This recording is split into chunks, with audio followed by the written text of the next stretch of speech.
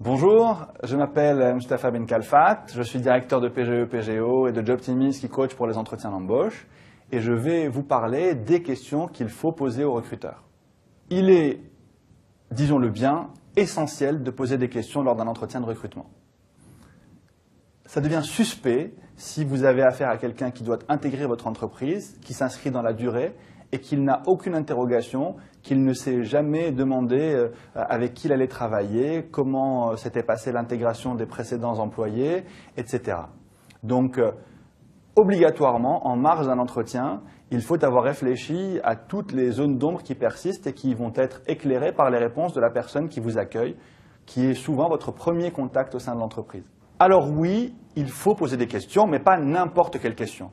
Évitez de donner le sentiment au recruteur que vous avez très rapidement et très superficiellement réfléchi à cette étape de l'entretien et que lorsqu'il vous sollicite pour savoir s'il y a des zones d'ombre qu'il peut éclairer, eh bien, au fond, votre réponse est totalement artificielle.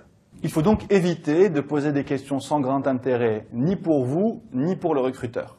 Donc, réfléchissez avant le début de l'entretien aux questions et aux réponses qui vous intéressent vraiment.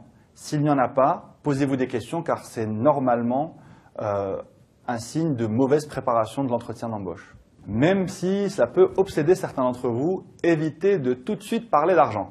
Le confort matériel, c'est important, mais si c'est la première des interrogations, si c'est la première de vos préoccupations et si vous avez la malchance ou le manque d'intelligence de le montrer au recruteur, la suite de votre entretien, en tout cas la suite de votre processus d'embauche risque de vous réserver de mauvaises surprises.